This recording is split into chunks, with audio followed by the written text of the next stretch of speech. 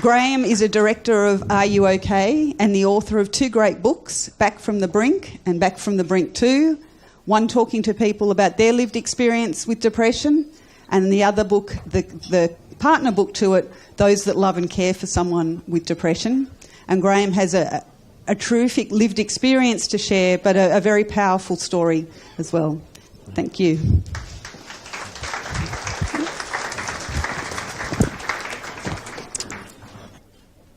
In March 2009, in a small coffee shop in St Leonard's, I met a guy called Gavin Larkin. And Gavin was tall, he was good looking, he was charismatic. But he shared with me a secret. He had lost his father to suicide. And it had happened 15, 20 years before. But it was still having a profound effect. Not just on him, but he was having to explain to his kids why their grandfather, who they never knew, died. And Gavin came from the advertising industry, and he had this idea of Are You OK? And I think the brilliant communication that Gavin had was a conversation could change a life. And I immediately gravitated to that. It was just a wonderful thing. The same as Rob's vision of prop. I just see the two going so well together because, you know, you have to approach people, you have to reach out. People have to reach out to people to ask, are you okay? And it was unbelievably hard in that first couple of years. You know, we had no money, we had no employees, but we just had this burning vision that a conversation could change a life. And there were lots of hiccups along the way. Lots of people resisted it because we weren't from the mental health community. But, you know, Gavin was very collaborative in his approach. We won the support of key supporters along the way. And, you know, the rest had become history. You know, earlier this year in Bondi, I went to the launch, and I just couldn't help but think how far we'd come. It was launched in 2009. And, you know, this year we had people there from the Prime Minister had a video, Bill Shorten was there, Tanya Plibersek, all the TV stations. It was a unifying concept that a conversation could change a life. And the reason that it was so important to me was, you know, it was launched in 2009. Just 5 years before, I'd written this note to my family. My dear family, after 4 long years of battling this illness, I just can't take it anymore. I feel I've tried everything and just can't see anything but a depressed future. I would like to thank everyone for your loving support. I couldn't ask for anything more. Please don't blame yourself in any possible way for this, because there's nothing possibly you could have done. Love always, Graeme. P.S. I just can't be a burden any longer.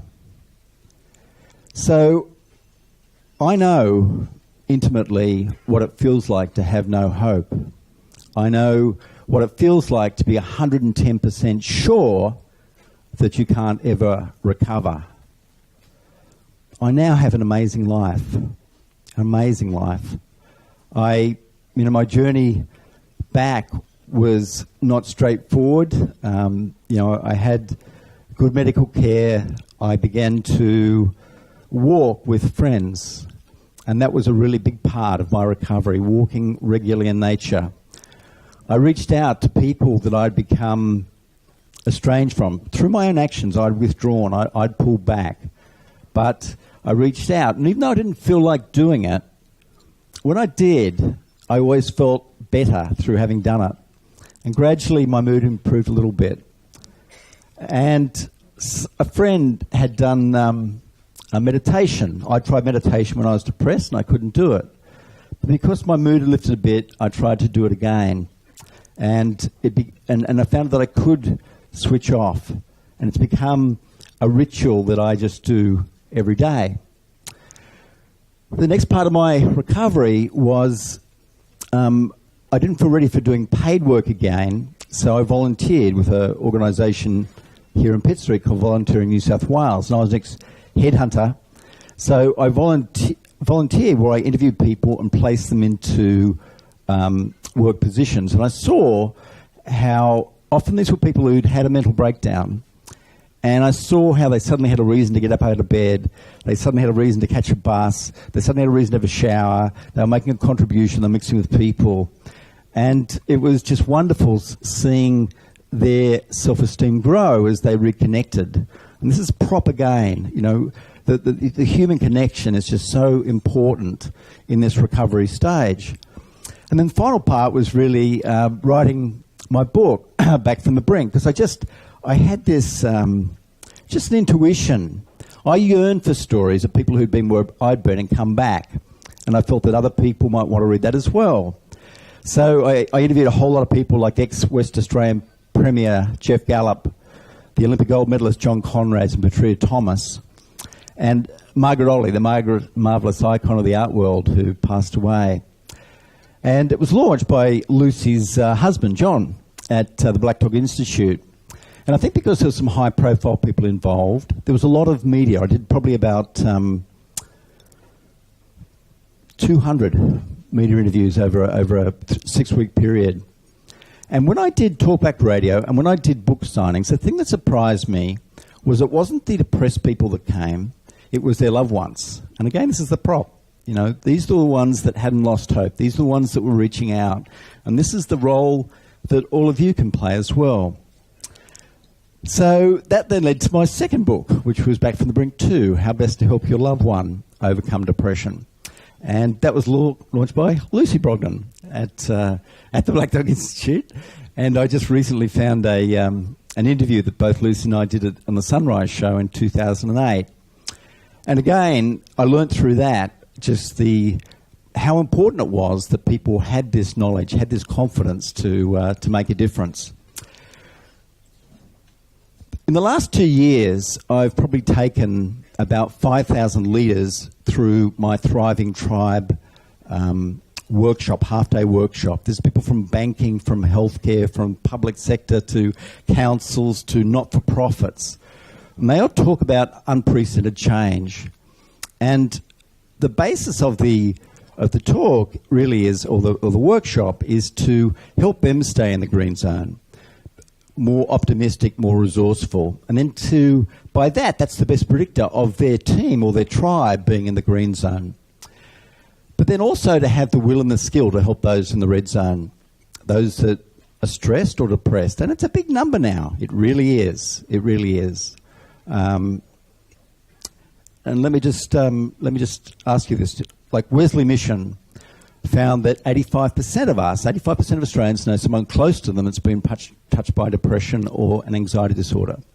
So just raise your hand if you know someone close to you that's been touched by, and keep your hand up and have a look around. Have a look around. See, when we're going through it, when we're supporting someone, we think that we're the only ones that are experiencing this. But as we can see, this is something that just touches us all. Who knows someone who has lost someone to suicide? Again, frightening numbers. And if we all raised our hands and said we knew this many people who crashed on a road, there'd be a national inquiry into it.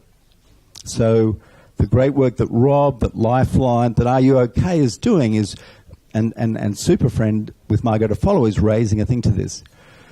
So here's an interesting, I really believe that most people want to help. Most people would like to help that people that are going through a tough time. So when you think about the person you raised your hand for, who feels confident that they can do and say the right things to help them in the best way? Just raise your hands. Who'd like to know more about what to do? Just raise your hands. Okay.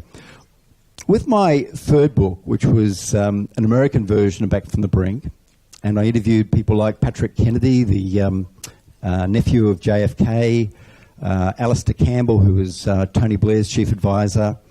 I had these wonderful stories, because stories do inspire and change lives, but I also decided to ask over 4,000 people what helped you come back from the brink. What was it that made the difference? And I want to just share, really 5 steps, and it's an acronym, I care. I care. So I is for identify, and of course that's knowing what to look for. And often the most important component there is looking for a change in behaviour. Someone might not be as social as they normally are. They might not be as reliable at work. They could be coming to work dishevelled or with alcohol in their breath, something atypical.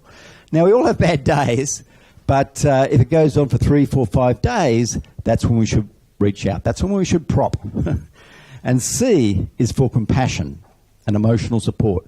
And in the research that I did, I asked over 4,000 people. I gave them over 60 options. 5 of the top 10 related to this emotional support. So it was emotional support from loved ones, emotional support from work colleagues, emotional support from support groups, and even emotional support from mental health professionals rotated in front. So, reach out, break the ice, talk about the weather, then make an observation about a change in behaviour. Notice you're not coming to our social events anymore. Is everything okay? Are you okay?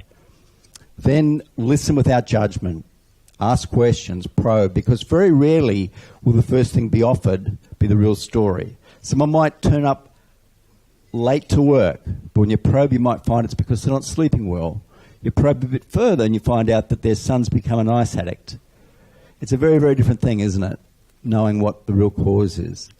Because when people feel understood, it massively increases our potential to impact them. Then we encourage action, to see their GP, to call a helpline, to do an anonymous self-test on Black Dog or Beyond Blue. Take one step. And then the 4th step is to follow up to see if they're okay. So I is for identify, C is for compassion, A is for access experts. This is getting people to see a mental health savvy GP. This is someone who has got expertise in the area. And a good way to assess whether someone is a good mental health savvy GP is to ask yourself 3 questions after you come out.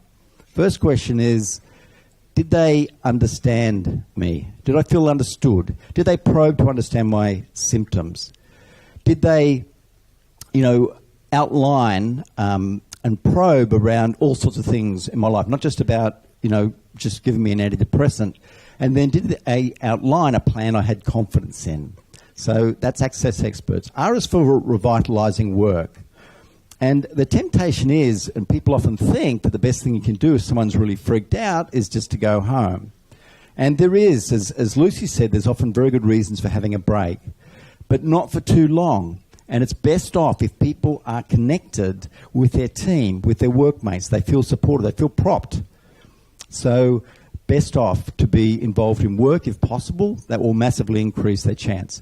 Because here's the thing, if someone's off work for 6 months, it's the equivalent health risk of smoking 12 packets of cigarettes per day.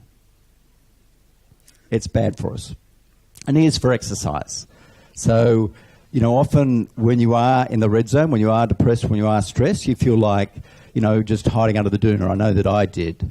But, getting out, just starting small, taking small steps, offering to go with someone. In the workplace, offering to go at lunchtime. That can make a massive, massive difference. So that's the eye care approach. If you're interested, see, one thing I've been reading about recently is something called Ebbinghaus's forgetting curve. And you will forget 52% of what I've said in the next hour. So if you do have someone, if you are inspired to reach out to prop someone that you know and you'd like to revisit the prop thing, if you just Google Graeme Cowan Eye Care, you'll find a 10-minute video that explains it and a downloadable poster that helps make that happen. Thank you for coming tonight. Thank you for Rob for putting this on. This is so important, but it's only important if we take action. And I really hope that all of us have the courage to reach out, because as Lucy said, and through my work I've spoken to many people who've lost a loved one to suicide, and the biggest regret they've had is that they didn't prop and ask, are you okay? So have a wonderful night, and I'm really delighted to be here.